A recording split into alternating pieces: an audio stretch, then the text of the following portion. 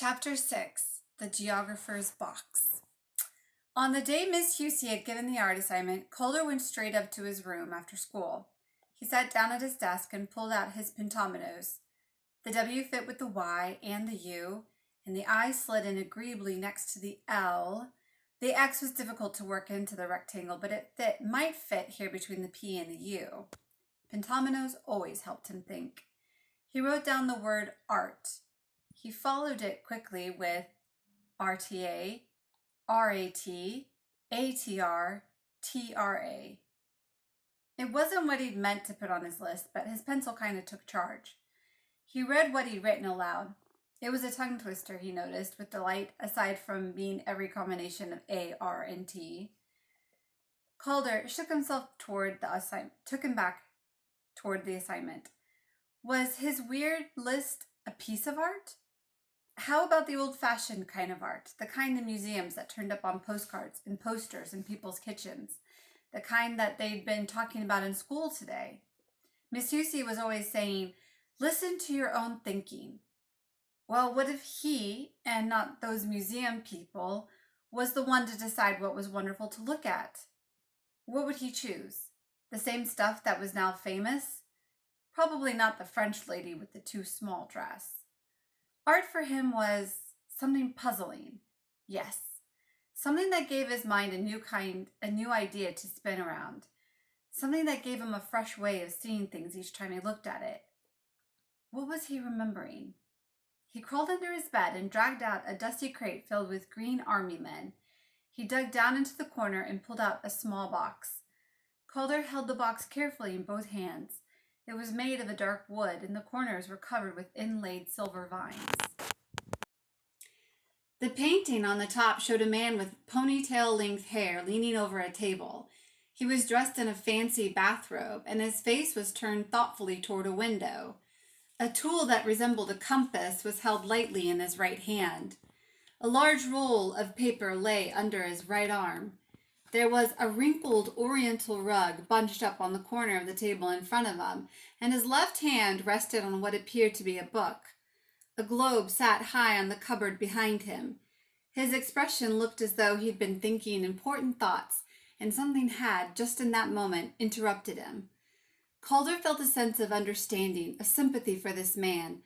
This was what he felt like when he suddenly had to pay attention in school. Calder had always loved this picture. Reaching for his magnifying glass, he held it over the top of the box. He saw a light sparkle from the old glass in the window, and the rug came alive with blues and warm golden tones. On the tall cupboard was written the word mirror, mirror, mirror. He rolled the word around in his mind. He wished Grandma Ranjana had told him more. He tried to remember exactly when she had given him the box. He had been small enough to sit on her lap and play with her reading glasses. He might have been 4 or 5.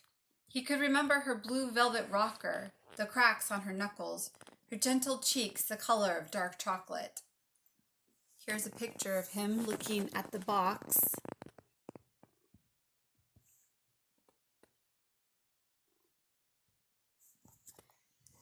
Grandma Ranjana had loved puzzles and mysteries and would have approved of Miss Husey. Calder grabbed the box and rushed downstairs. He would take a rainbow bath, as Grandma Ranjana used to call it. On late afternoons in the fall, the sun came through the leaded glass window in the Palais living room and threw rainbows and wavery rhombi and polygons on the floor, the walls, the backs of chairs and sofas. This parade of soft color traveled slowly up on one side of the room and vanished in the corner of the ceiling. Grandma Ranjana always swore that sitting in geometry helped the brain. Calder began to write. The man in my hand looks toward the window, and the light lands on one arm and one cheek in the paper on his table. You know the way paper gets blinding in a bright light? Well, this paper almost makes you squint. The colors around him are blue and red and light brown. A scrunched up rug is on the edge of the table between him and me, as if someone tossed it up there when they were cleaning the floor and forgot to put it back. And now for weight and size. This thing is about as heavy as a bag of chocolate chip cookies, or maybe an empty spaghetti sauce jar, or a large t-shirt. It is about as thick as a dictionary and as long as a medium tube of toothpaste. Calder paused, the box in his right hand, and looked at the rainbows floating on the far wall. He realized with a shiver of pleasure that the afternoon light was landing on his body in a way that was similar to the fall of light in the picture, and he wondered if he also looked like he was thinking great thoughts. He was interrupted by loud voices outside the front window. When he peered out, he saw Miss Husey and Mr. Watch, his boss from Powell's. What on earth were they doing? And then Calder noticed an old lady sitting on the ground between them. When he opened his front door, Miss Husey shouted, "Water! Get some water!" By the time he was back with a glass, the old lady was standing. Calder didn't recognize her. Miss Husey said, "Thanks, Calder. I didn't know you lived right here." She explained what Mr. Watch had just told her. He usually walked Mrs. Sharp to Powell's once a week to pick out some books. Miss Husey had happened to be just behind them. She'd seen Mrs. Sharp stumble and sink to the curb. Mr. Watch looked embarrassed. Mrs. Sharp looked irritated. "What would I need water for?" she snapped. "Stupid!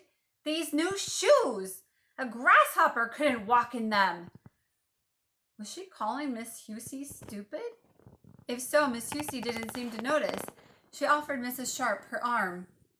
Calder went back inside and watched from his front window until he couldn't see the three of them anymore. That evening, Calder got a letter. Ripping it open, he grinned. Who else? This is a coded message. This is the one he received. And the continuation of it. He hurried up to his room to dig out the pentomino code that he'd made for himself and Tommy before his friend left. So here's the code.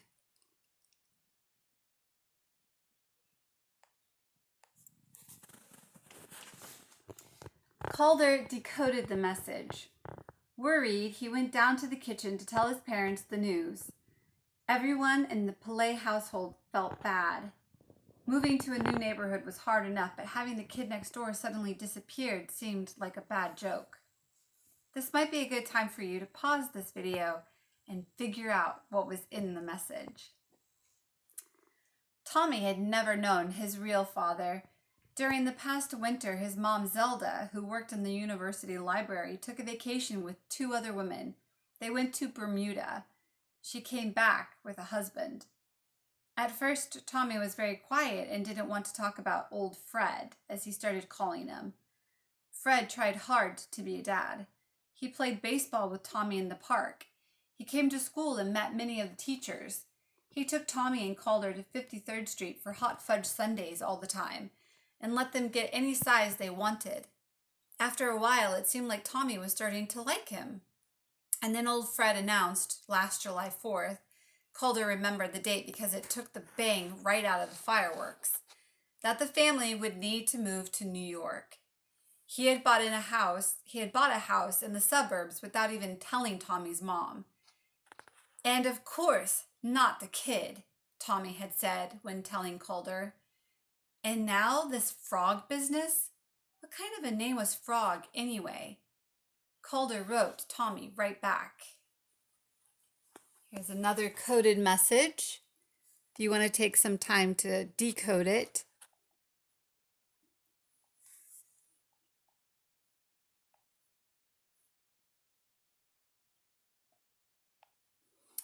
Tommy had always liked spying. Maybe this was an opportunity not to be a mediocre kid. Calder smiled, remembering their conversation in the kitchen when he had first gotten his pentominos. He hoped his message would help. After writing the letter and sealing the envelope, it occurred to Calder that maybe this was bad advice. What if something horrible really had happened to the kid next door? Whoever was responsible wouldn't want another kid snooping around. Calder's parents had told him that the chances of it being a real kidnapping were small. He hoped they were right.